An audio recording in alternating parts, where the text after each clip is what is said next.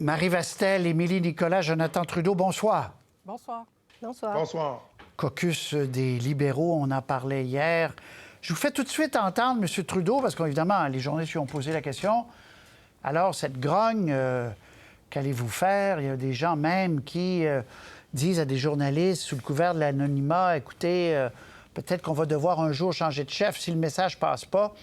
Réponse de M. Trudeau et des ministres sont allés au front pour dire « calmons-nous ». Il y a de la grogne à travers le pays. C'est un moment extrêmement difficile pour quasiment tous les Canadiens. On est à 2 ans des prochaines élections. Moi, je continue à faire mon travail. Il y a beaucoup de travail important à faire pour livrer pour les Canadiens pendant ces moments difficiles. Et je reste enthousiaste et acharné par rapport à ce travail.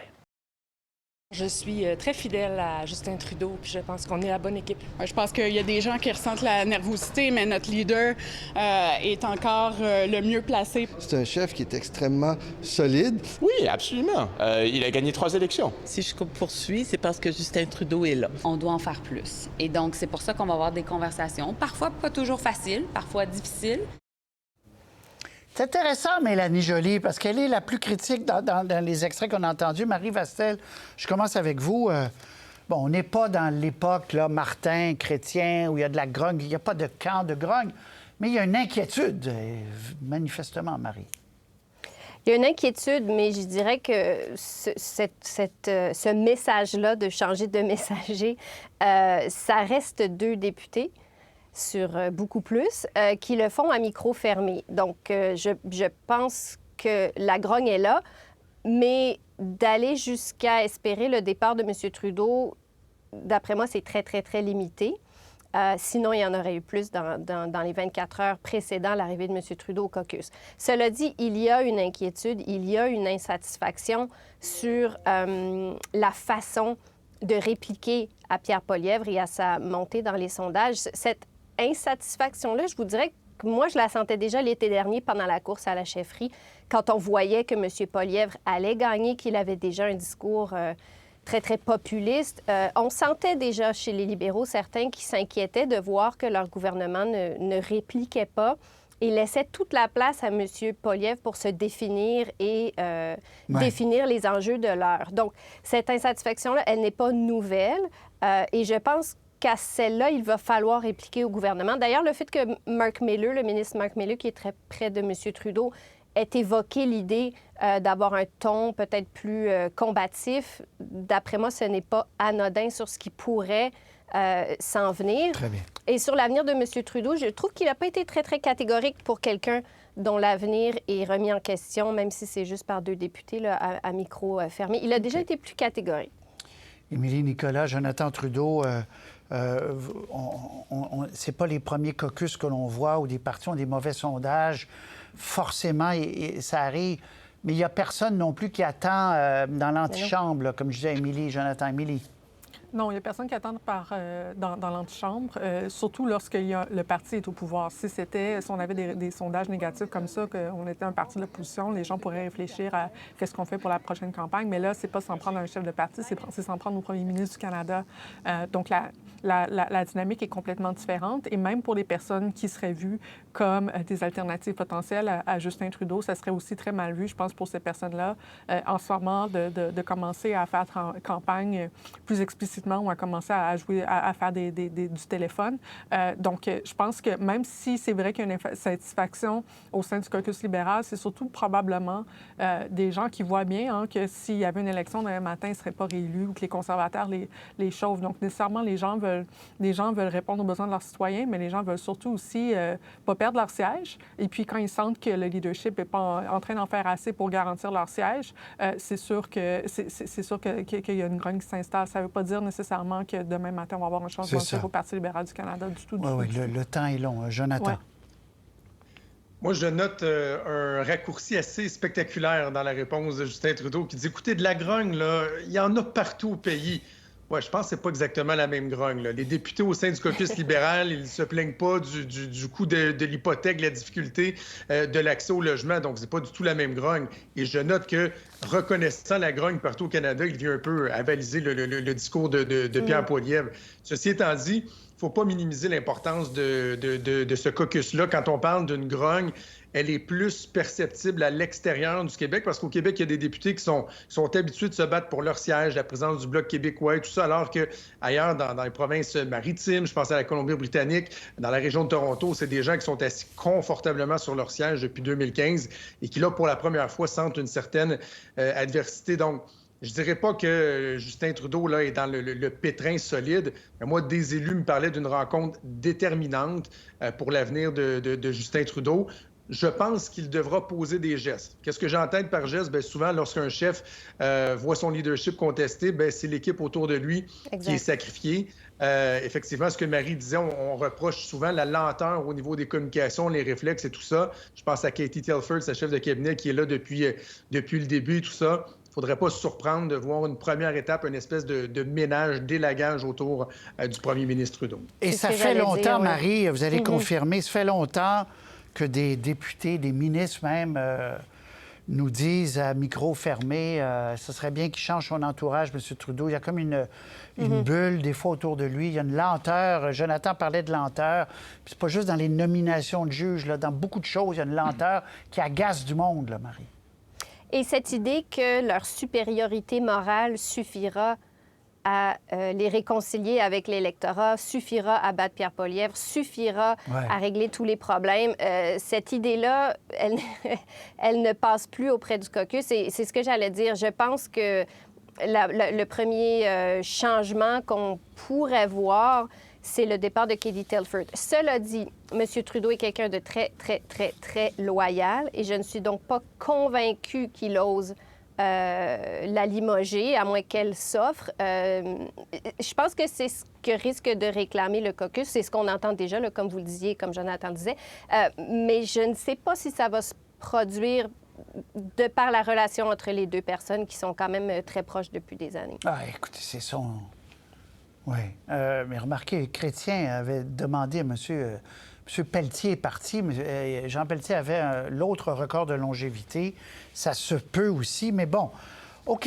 Il répond avec des trucs sur le logement. C'est intéressant parce que des députés aussi disent qu'il faut qu'on soit plus clair, qu'on explique c'est quoi notre stratégie pour bâtir des logements dans ce pays-là, comment avec les maires on va procéder. Soit plus concret là, en parlant à leur patron. On va écouter un extrait où il parle de logements qu'on doit construire.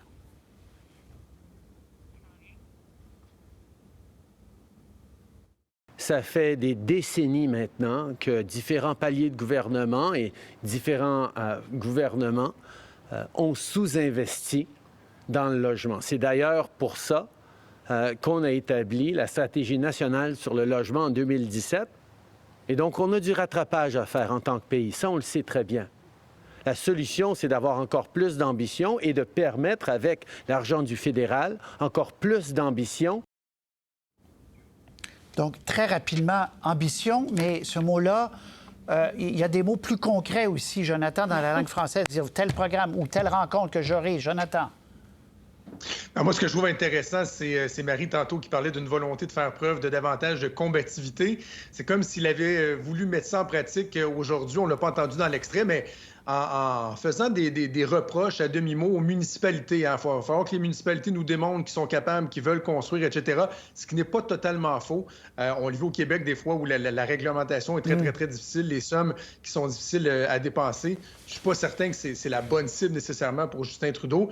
Je souligne au passage que pour ceux qui se posent la question au Québec, moi, j'ai sondé quelques municipalités cet après-midi, puis on nous dit, bien, écoutez, au Québec, là, nous, ça passe par les ententes entre la SCHL qui relève du fédéral et la SHQ qui relève du Québec. On soumet nos plans, on attend des nouvelles. Il y a une ville en particulier qui me dit, on a soumis un plan au mois d'août pour le fond, puis on n'a pas eu de retour encore. Mais je note cette compétitivité un peu plus marquée. Ouais. Et d'ailleurs, Émilie et Marie, M. Poilievre disait dans la fin de semaine dernière, moi, je vais mettre les municipalités au pas. Celles qui sont trop tatillonnes auront moins d'argent. Donc, on voit qu'il qui cherche Émilie aussi, M. Trudeau.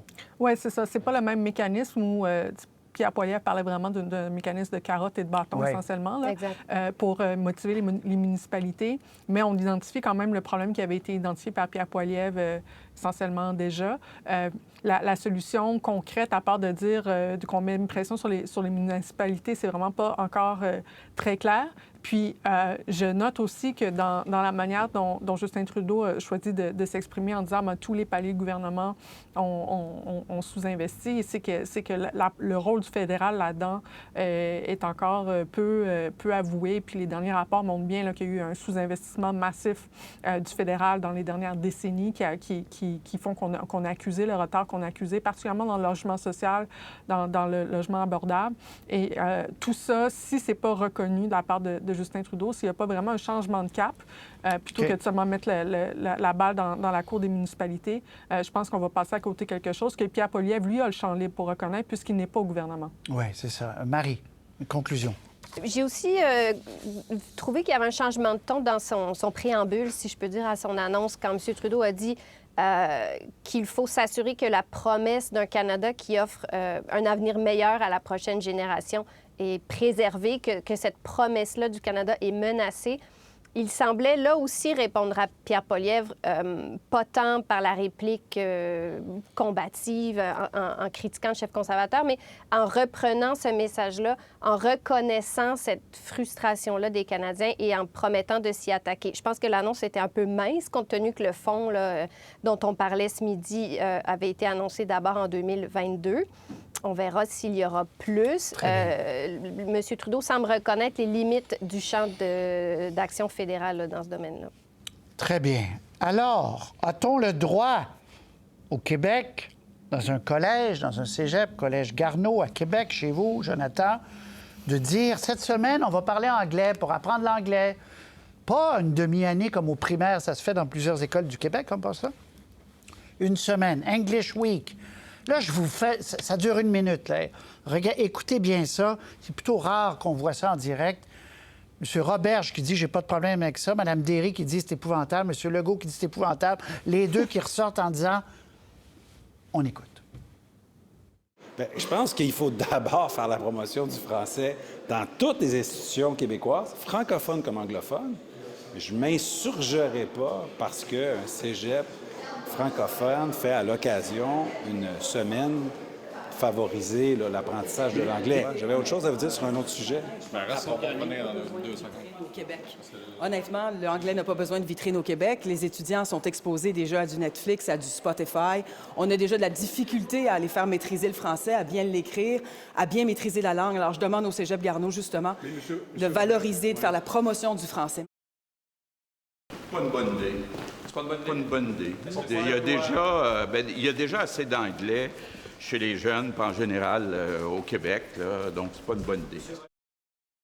Ça prend des semaines thématiques de valorisation du français. C'est tout ce qu'on dit. Et il y en a. Il va y en avoir. Il y en a toujours des semaines de valorisation du français. Est-ce qu'il doit annuler le réveillon? Moi, je demande au Cégep, comme je l'ai dit il y a 20 minutes, je le répète, je demande au Cégep Garneau de nous aider à continuer de valoriser, faire la promotion du français. Merci. Wow! Jonathan, c'est pas pire, ça. Le ministre de l'Éducation, premier réflexe, dit « je m'insurgerai pas ». Puis là, wouh! Alors, on en est où aujourd'hui? Ben là, évidemment, en tant que pénaliste, j'ai l'impression que les gens s'attendent à ce qu'on leur dise qui a la bonne réponse dans tout ça. On peut diverger d'opinion. Moi, je dois vous dire, Patrice, que je trouve que Jean-François Roberge a tout à fait raison. Le Cégep Garneau, c'est à Québec. Il n'y a pas de problème de langue à Québec. On dit que le Cégep Garneau doit faire la promotion du français. Ben oui, il offre son enseignement français, il y a des cours de français et tout ça. De ne pas être capable de reconnaître que ça peut être un atout, le bilinguisme. François Legault dit on veut des bonnes jobs et tout ça. Bien, des fois, c'est dans ces emplois-là, il faut être capable de parler anglais. Donc, on ne parle pas ici d'effacer le français, d'autant plus que ce cégep-là a d'autres semaines thématiques sur la philosophie, sur les sciences, sur le français. Donc, moi, je trouve qu'il n'y a pas de quoi fouetter un chat, mais j'ai comme l'impression que autant M. Legault, Mme Derry, même le Parti libéral du Québec qui a dit « oh, c'est pas une bonne idée », j'ai l'impression qu'ils voient comme une espèce de posture obligée, parce que oui, on reconnaît qu'il y a du travail à faire pour le français et tout ça, mais ça devient comme un peu un réflexe un peu facile de dire « Oh, c'est bien épouvantable qu'il y ait une thématique pour dire aux gens « Vous pouvez pratiquer votre anglais cette semaine. » J'aime votre expression, Jonathan, posture obligée, parce que ça faisait vraiment ça quand on écoutait ça ce matin, Émilie, Marie-Émilie, d'abord, une espèce de posture obligée. Pascal Derry qui s'est senti obligé de dire « Non, non, non, c'est épouvantable, c'est Satan, on ne peut pas faire ça. » Qu'en pensez-vous? Bien, on a l'impression qu'on ne peut pas marcher puis manger de la gomme en même temps, comme si faire un English Week, ça cancellait tous les efforts qui pouvaient être faits dans la vie pour la promotion du français. Ça m'a surtout fait rire parce que, bien, moi-même, j'ai fait mon cégep à Garneau. Écoutez, c'est vraiment pas facile d'apprendre l'anglais et de devenir bilingue à Québec. C'est ça, la réalité. Il y a bien beau avoir Netflix et tout, là. Il y a plusieurs jeunes de mon âge qui considéraient aller à Saint-Laurent 1 kilomètre plus loin parce que c'est la manière de devenir bilingue à Québec, c'était carrément d'aller au cégep en anglais. Donc, quand il y a cette pression-là que les jeunes veulent apprendre l'anglais, ils considèrent le cégep en anglais, c'est un peu la moindre des choses pour un cégep de dire, mais comment est-ce qu'on pourrait améliorer l'offre de cours ou de peut-être juste une semaine thématique pour encourager les gens à pratiquer un peu leur conversation. Mais franchement, le slogan qu'on répète souvent que le français, ça s'apprend, l'anglais, ça s'attrape, c'est beau pour Montréal, mais je ne sais pas si les gens qui pensent comme ça sont déjà venus à Québec, parce qu'à Québec, la réalité est vraiment complètement différente. Oui, Marie, c'est comme si, de peur de se faire dire « Vous n'allez pas protéger assez le français, vous n'êtes pas assez un défenseur du français », tout ce qui est initiative pour mieux parler l'anglais devient ex cathedra, Marie. Oui, mais je veux dire, venant de la CAQ, est-ce qu'il faut vraiment s'étonner? Je comprends ce que disent mes collègues, mais moi, la position de M. Roberge, au départ, avant d'être corrigé par ses collègues et son patron, je la trouvais justement assez étonnante que le ministre de la langue française du gouvernement de la CAQ, de François Legault, dont la priorité première, ou à tout le moins deuxième ou troisième, est la promotion et la protection du français, la contradiction était quand même assez flagrante. Surtout que dans le texte de ma collègue... Vous êtes d'accord? Vous comprenez donc ensuite la réaction du patron, M. Legault? Bien, elle ne m'étonne pas, en tout cas. C'est quand même assez conséquent avec ce qu'ils nous disent depuis des années. Le texte de ma collègue Anne-Marie Provost, qui a sorti cette histoire-là hier, rappelait que le recensement notait une baisse de l'utilisation du français au Québec, une hausse de l'utilisation de l'anglais au Québec. Aujourd'hui, on avait le commissaire de la langue française qui disait « Attention sur l'immigration, il ne faut pas oublier de protéger le français ». Il ne faudrait pas s'étonner. Les experts ou les autres nous diront si c'est une bonne idée ou pas d'avoir une English Week à Garneau, mais je pense qu'il ne faudrait quand même pas être surpris que le gouvernement de la CAQ ait eu cette réaction-là. Le contraire aurait été surprenant. OK. Jonathan puis Émilie après. Mais je ne pense pas que le français soit en danger... au Québec, parce que Garneau fait une English Week. C'est pas ce que je dis non plus. On peut... Non, je sais. Mais en fait, mon point, Marie, c'est que j'ai l'impression qu'il y a des gens qui vont trouver dans le propos de Jean-François Roberge, comme vous l'avez dit, responsable de la francophonie, un équilibre assez intéressant parce que une espèce de cri du cœur que moi, je fais toujours, les extrêmes là, n'arrivent jamais à convaincre les gens qui sont à quelque part entre les deux. Je lisais les propos du mouvement impératif français qui disait, bon, l'anglomanie s'implante, on devrait plutôt dédier une semaine à la littérature décoloniale et tout ça. Ça sert à quoi d'aller là? Les gens qui se posent la question, bon, est-ce que c'est bien, est-ce que c'est pas bien, est-ce que vraiment on réussit à les unir dans des propos qui sont un peu exagérés comme ça lorsqu'on parle simplement d'une semaine thématique, c'est 5 jours là, au cégep. Oui, puis mieux... Enfin, Émilie. Ah, bien, moi, je pense que ce que je comprends de ce que Marie dit, c'est simplement que c'est pas étonnant politiquement que la CAQ réagisse comme ça. Dans ce sens-là, je suis tout à fait d'accord. Et je suis tout à fait d'accord que même si c'est pas étonnant politiquement, malheureusement, on devrait réagir autrement politiquement. Voilà. Pour bien apprendre, on peut bien apprendre l'anglais dans un cégep francophone de Québec. Marie, en fait, peut-être ça a été le réflexe de l'ancien ministre de l'Éducation, Robert. Et en étant... bon, merci. OK, merci. On me coupe là. C'est terminé. Marie, Émilie, Jonathan, suite la prochaine fois. Salut. À la prochaine. Merci. Au revoir. Bonne soirée.